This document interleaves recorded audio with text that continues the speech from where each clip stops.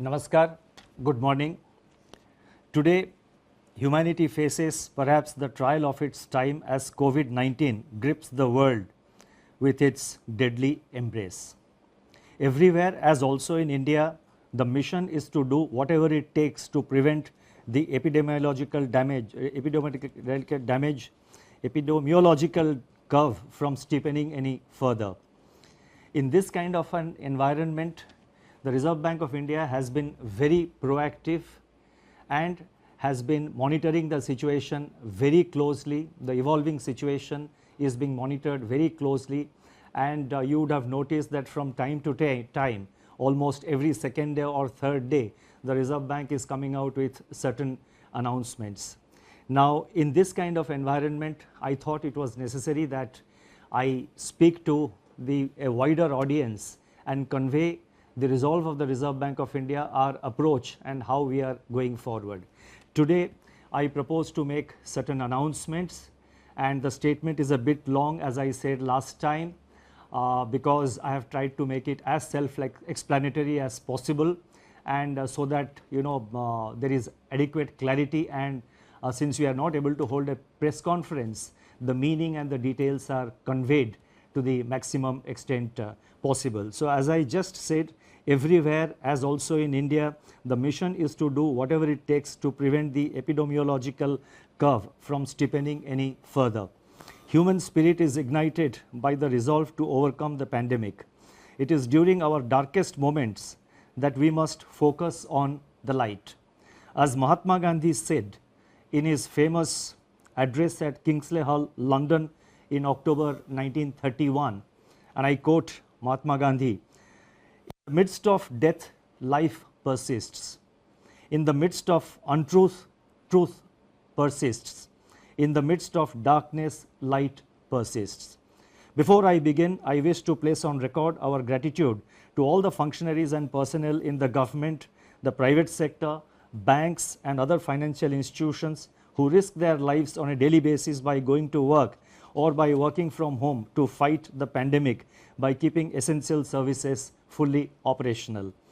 Our deepest appreciation goes out to doctors, healthcare and medical staff, police and law enforcement agencies who are at the front line. In the RBI, I would like to specially commend and thank our team of 150 officers, staff and service providers who are in quarantine away from their families and are at work 24/7 to keep essential services such as currency in circulation, retail and wholesale payments and settlement systems, reserve management, financial markets, liquidity management, financial regulation and supervision, and a host of other services available so that the nation may survive COVID-19. Banks and financial institutions have risen to the occasion and have ensured normal functioning. Their efforts are praiseworthy. I would like to thank my colleagues in the Reserve Bank of India who set aside personal health concerns and joined me in fashioning the array of measures taken by the RBI in the context of COVID-19. I also thank our teams for their intellectual support, analytical work and logistical arrangements. I would first like to highlight or give our assessment of the current economic situation. Since March 27, 2020, when I spoke to you last, the macroeconomic and financial landscape has deteriorated precipitously in some areas, but light still shines through bravely in some others. On April 14, the IMF released its global growth projections, revealing that in 2020, global economy is expected to plunge into the worst recession since the Great Depression, far worse than what had happened during the global financial crisis. The IMF's economic counselor has named it the Great Lockdown, estimating the cumulative loss to global GDP over 2020 and 21 at around $9 trillion US dollars, which is greater than the economies of Japan and Germany combined. Within this downturn, the projections are replete with even sharper declines in output in various countries. India is among the handful of countries that is projected to cling on somewhat tenuously to positive growth at 1.9%. In fact, this is the highest growth rate among the G20 economies as estimated by the IMF. The World Trade Organization sees world merchandise trade contracting by as much as 13 to 32%. I repeat, 13 to 32% in 2020. Global financial markets remain volatile and emerging market economies are grappling with capital flows and volatile exchange rates. Crude oil prices remain in a state of flux despite the agreement on production cuts by OPEC plus countries. For 2021, the IMF projects sizable V-shaped recoveries, close to 9 percentage points for the global GDP. India is expected to post a sharp turnaround and resume its pre-COVID, pre-slowdown trajectory by growing at 7.4% in 2021-22. Over the last 3 weeks, there have been a few data releases on domestic developments, but they are too disjointed to allow a comprehensive assessment of the state of economy. Yet, there are a few slivers of brightness among the encircling gloom. In my statement of March 27, I had referred to continuing resilience of agriculture and allied activities on the back of all-time highs in production of food grains and horticulture, with huge buffer stocks of rice and wheat far in excess of the buffer norms.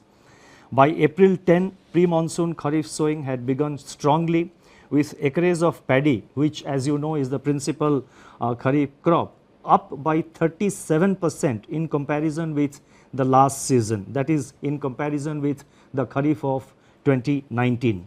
States such as West Bengal, Telangana, Odisha, Assam, Karnataka and Chhattisgarh are leading in sowing activity despite the lockdown. On April 15, the India Meteorological Department IMD forecast a normal southwest monsoon for 2020 season, with rainfall expected to be 100% of the long period average. These are early developments and they bode well for our rural demand, supported as they are by accelerating fertilizer production, which was noticed up to February 2020. The robust growth of 21.3% in tractor sales up to February 2020 as against a contraction of 0.5% in the corresponding period of the previous year may provide an offset to farm labor shortage on account of the lockdown. In other production sectors, the situation is more somber.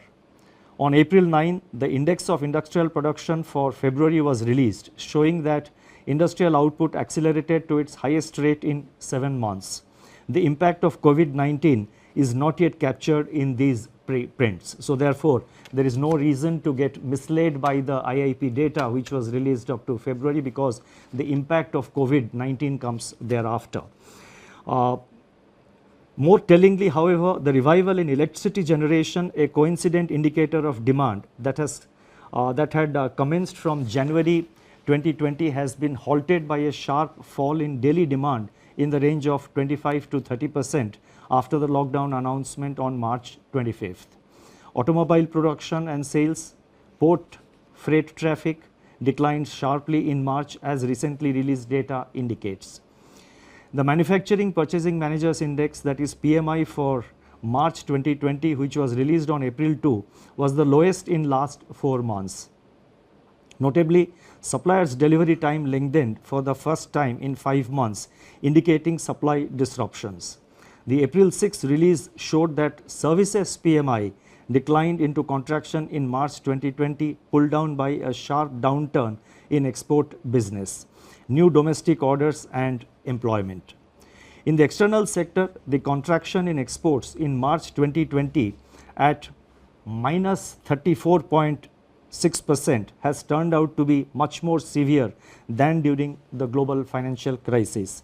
However, amidst all this, the level of foreign exchange reserves which we have continue to be robust at US dollar 476.5 billion on April 10th, equivalent to 11.8 months of imports. Turning to the status of banking operations since the nationwide lockdown was imposed by the Government of India, the RBI has taken a number of steps to ensure normal business functioning by the entire banking sector. As a result, payment infrastructure is running seamlessly. Banks have been required to put in place business continuity plans to operate from their disaster recovery sites and or to identify alternate locations for critical operations so that there is no disruption in customer services. Our data show that there was no downtime of internet or mobile banking. On an average, ATM operations stood at 91% of the full capacity. The average availability of business correspondents is over 80%.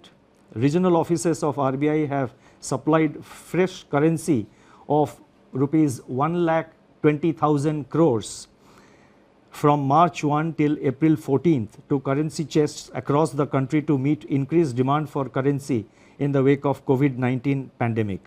Banks have indeed risen to the occasion by refilling the ATMs regularly despite several logistical challenges. In my statement of March 27, I had indicated that together with the measures announced on March 27, the RBI's liquidity injection was about 3.2% of GDP since February 2020 MPC meeting. And as you would recall, the February 26, the February MPC meeting, the announcements were made, if I recall correctly, on 6th of February. So from 6th February 2020 till the, till March 27th, including the announcement made on March 27th, RBI had injected injected liquidity of an amount equivalent to 3.2% of our GDP. Since then, that is since March 27th, surplus liquidity in the banking system has increased sharply in the wake of sustained government spending. Systemic liquidity surplus as reflected in net absorptions. I am talking about net absorptions, that is the difference between the taking into account both the reverse repo and the repo. So therefore, the systemic liquidity surplus as reflected in net absorptions under the LAF averaged at about rupees 4.36 lakh crore during the period March 27th to April 14, 2020. As announced on March 27, the RBI undertook 3 auctions of targeted term repo operations, that is TLTRO, injecting cumulatively rupees 75,041 crore to ease liquidity constraints in the banking system and distress financial markets. Another TLTRO auction of rupees 25,000 crore is being conducted today. In response to these auctions, financial conditions, now this is very important, in response to these conditions, financial conditions have eased. I correct myself, in response to these auctions, financial conditions have eased considerably as reflected in the spreads on money and bond market instruments. Moreover, activity in the corporate bond market has picked up appreciably with several corporates making new issuances. There are also some indications that redemption pressures faced by the mutual funds have also somewhat moderated. Against this background, and as I mentioned that we have been constantly monitoring the situation after considerable internal deliberation and after monitoring the evolving situation, and in our effort to see that the financial system is fully functional, the markets are fully functional, we have in RBI decided to announce certain additional measures, and I would now like to elaborate upon them.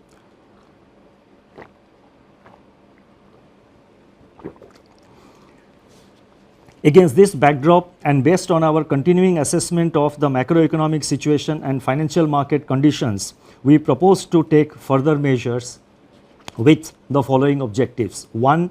To maintain adequate liquidity in the system and its constituents in the face of COVID-19 related dislocations. 2. Facilitate and incentivize bank credit flows. 3. Ease the financial stress. And 4. Enable the formal functioning of markets. The first set of measures relate to liquidity management. The RBI has moved in a calibrated fashion to ensure conducive financial conditions and normalcy in the functioning of financial markets and institutions. The initial efforts to provide adequate system level liquidity are reflected in sizable net absorptions under the reverse repo operations. With this achieved, the RBI has undertaken measures to target liquidity provision to sectors and entities which are experiencing liquidity constraints and or hindrances to market access. That is, they have a difficulty in accessing the market and they have difficulty of having adequate liquidity with them. LTROs, that is long term repo operations, which we have undertaken. So these were meant to ensure adequate liquidity at longer end of the curve, longer end of the yield curve. Exemptions from the cash reserve ratio for equivalent incremental credit disbursed by banks as loans in certain select areas and targeted LTROs or TLTROs fall in this category. In this category or in this class and sector specific measures. It is observed that deployment of TLTRO funds so far has largely been to bonds issued by public sector entities and large corporates, especially in primary issuances.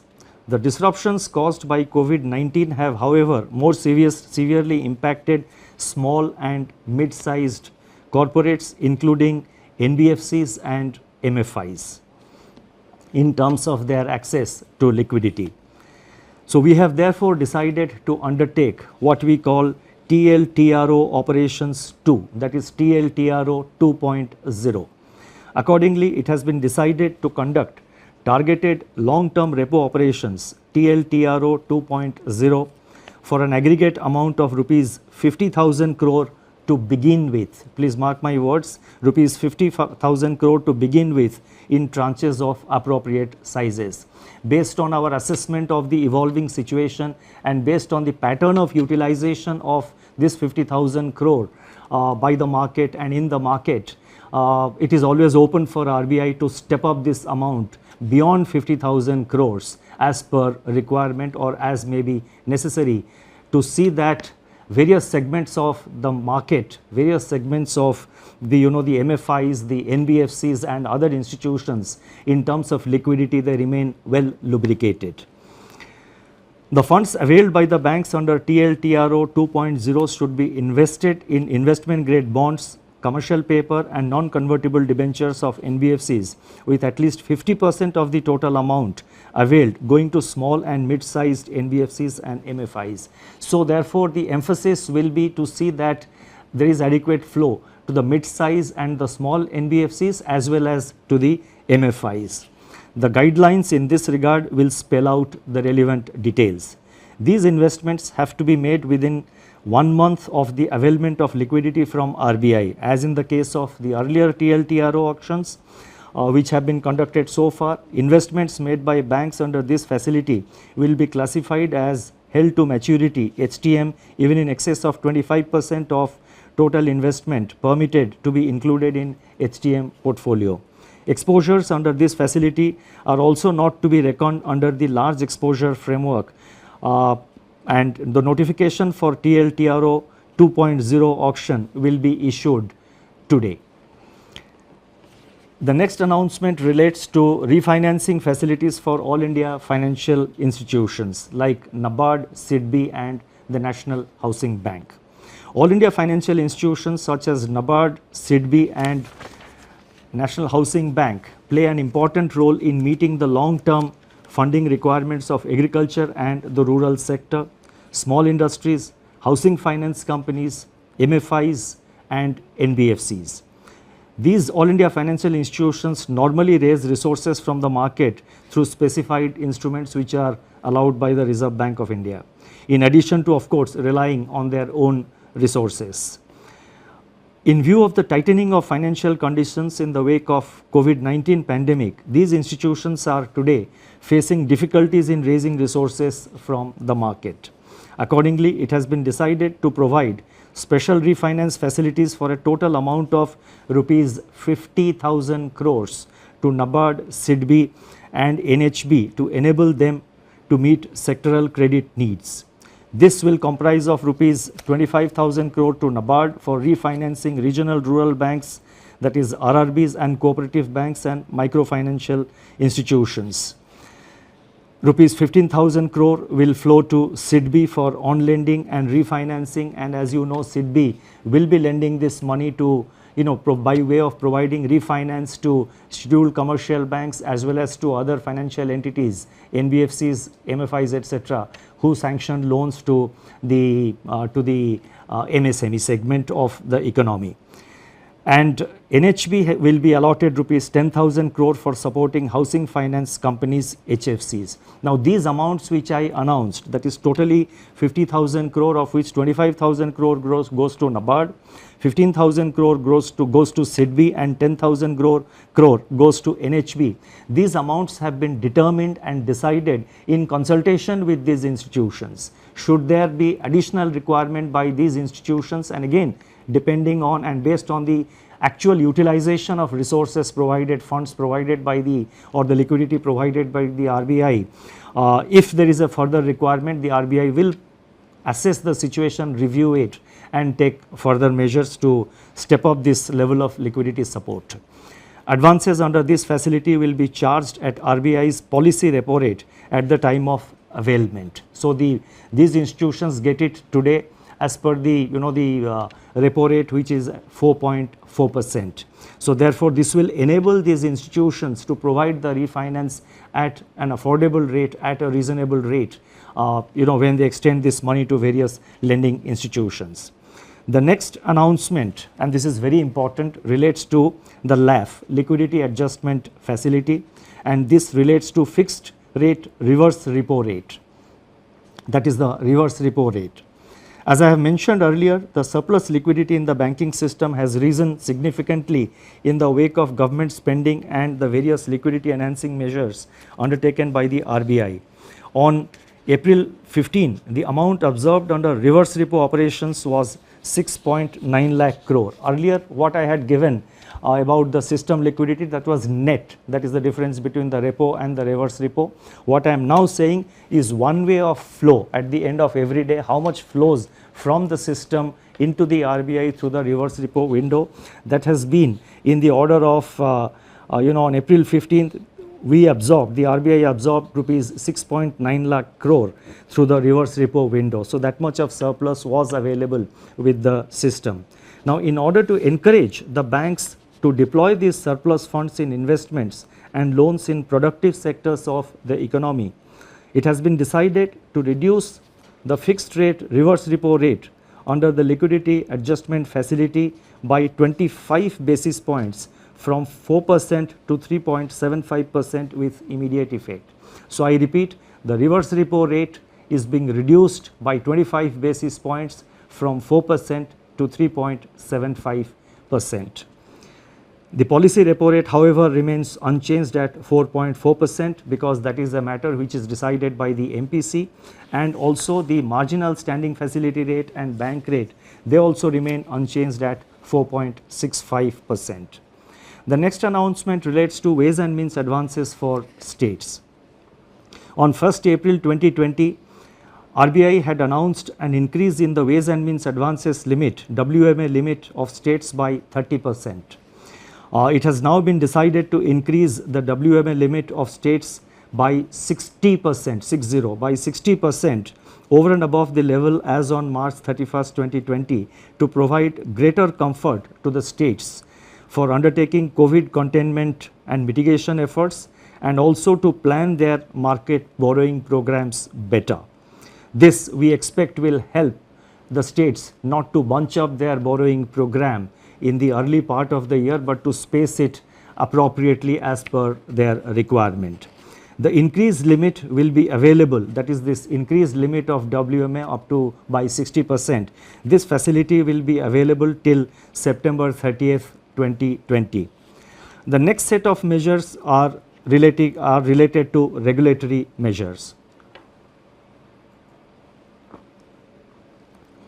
On March 27, 2020, the Reserve Bank had announced certain regulatory measures to mitigate the burden of debt servicing brought about by disruptions on account of COVID-19 and to ensure the continuity of viable businesses. Based on a review of rapidly evolving situation and consistent with globally coordinated action committed to by Basel Committee on Banking Supervision to alleviate the impact of COVID-19 on global banking system, additional regulatory measures are being announced today. So whatever regulatory measures we are announcing, they are consistent with the Basel guidelines. The first measure under this category of regulatory measures, they relate to asset classification. Economic activity has come to a standstill during the period of the lockdown. Now, as I go with these announcements, I request your patience, because in the concluding paragraphs, in the concluding 2 or 3 paragraphs to which I will come very shortly, I have attempted to give some kind of a forward guidance on certain aspects. So, I request your patience. I repeat, economic activity has come to a standstill during the period of the lockdown, with consequential lingering effects which have unambiguously affected the cash flows of households and businesses. On March 27, the Reserve Bank had permitted lending institutions to grant moratorium of 3 months on payment of the current dues falling due between 1st March and May 31st. It is recognized that the onset of COVID-19 has also exacerbated the challenges for such borrowers even to honor their commitments which have fallen due on or before February 29, 2020 in standard accounts. The Basel Committee on Banking Supervision has taken cognizance of the financial and economic impact of COVID-19 and very recently announced that the payment moratorium periods, public or granted by banks on a voluntary basis relating to COVID-19 outbreak, can be excluded by banks from the number of days past due in respect of NPA recognition. Therefore, it has been decided that in respect of all accounts for which lending institutions decide to grant moratorium or deferment and which were standard as on 1st March 2020, the 90-day NPA norm shall exclude the moratorium period. That is, there would be an asset classification standstill for all such accounts from 1st March to 31st May 2020. NBFCs which are required to comply with Indian accounting standards Ind AS may be guided by the guidelines duly approved by their boards and as per the provisions and as per the advisories of the Institute of Chartered Accountants of India in recognition of impairments. In other words, NBFCs do have the flexibility under the prescribed accounting standards to consider such relief to their borrowers. At the same time, we are cognizant of risk build-up in banks' balance sheets on account of firm-level stress and delays in recoveries. With the objective of ensuring that banks maintain sufficient buffers and remain adequately provisioned to meet future challenges, they will have to maintain a higher provision of 10% on all such accounts under the standstill, spread over 2 quarters, that is March, that is the quarter ending March 2020 and June 2020. These provisions can be adjusted later on against the provisioning requirements for actual slippages in such accounts. You see, while we are announcing certain forbearances etc. for the banks, Reserve Bank as the regulator of the banking system has to ensure that our banks remain financially healthy over a period of time and in the long term. So therefore, while announcing certain prudential relaxations, we have to necessarily see that the banking system also remains healthy. So therefore, we have required them to make certain provisions, and in any case, we are saying that these provisions can be adjusted later on against provisioning requirements for actual slippages. Only if if the slippage doesn't arise, then the banks have adequate flexibility to sort of deal with appropriately deal with it in their accounts. The next announcement relates to extension of resolution timeline. Under RBI's prudential framework of resolution of stressed assets dated June 7, 2019, in the case of large accounts under default, scheduled commercial banks, all India financial institutions, NBFCs which are non-deposit taking but systemically important, and deposit taking NBFCs are currently required to hold an additional provision of 20% if a resolution plan has not been completed within 210 days from the date of such default. Recognizing the challenges to the resolution of stressed assets in the current volatile environment, it has been decided that the period of resolution plan shall be extended by 90 days. The details of this announcement will of course be spelled out in the circular which will be issued. The next announcement relates to distribution of dividend.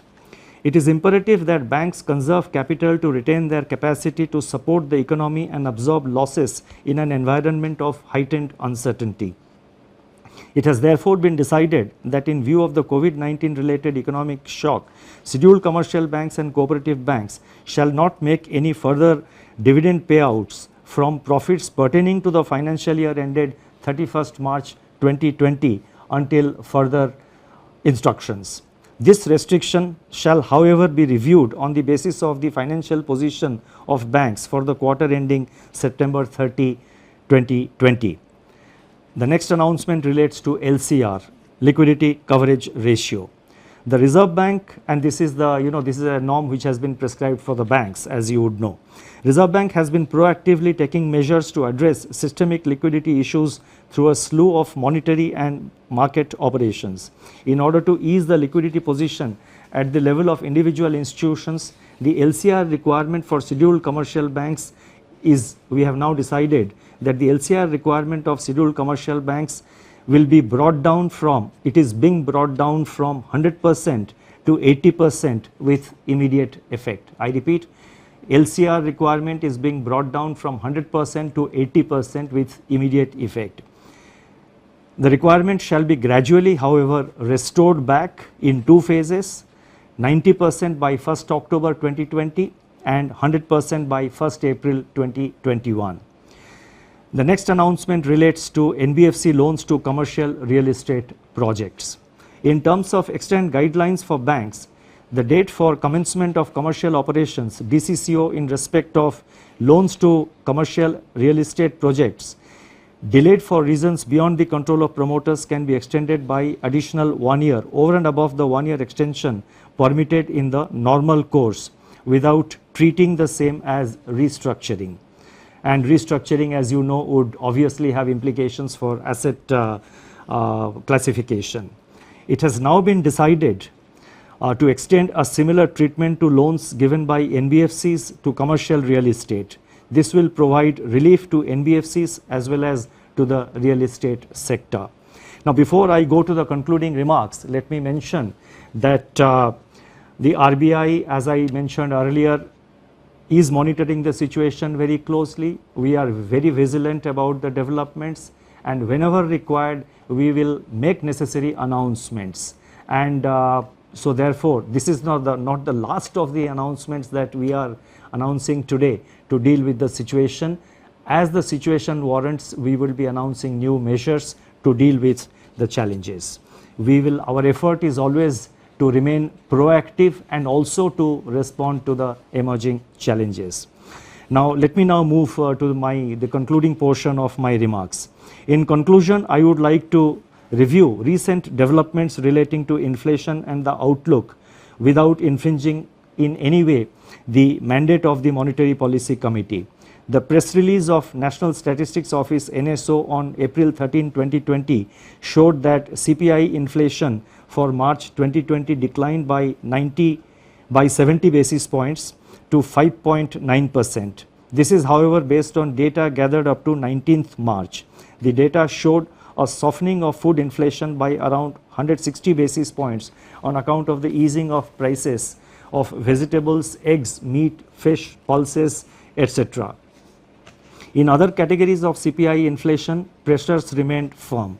Daily data on 22 essential food items covered by the Department of Consumer Affairs of Government of India suggest that food prices have increased by 2.3% in April so far, that is up to April 13th, in a broad-based manner, though onion prices have continued to decline, and at the same time, the PDS kerosene prices have slumped by 24% in the first fortnight of April. Domestic LPG prices also declined by 8%. These early developments suggest that inflation is on a declining trajectory, having fallen by 170 basis points from its January 2020 peak. In the period ahead, inflation could recede even further, barring of course any supply side disruption shocks, and may even settle well below the target of 4% by the second half of 2021. Such an outlook would make policy space available to address the intensification of risks to growth and financial stability brought about by COVID-19. This space needs to be used effectively and in time. The RBI, as I said earlier, will monitor the evolving situation continuously and use all its instruments to address the daunting challenges posed by the pandemic.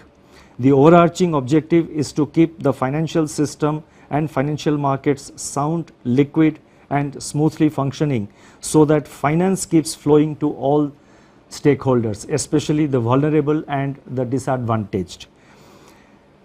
Regulatory measures that have been announced so far, including those which are announced today, are dovetailed into the objective of preserving financial stability.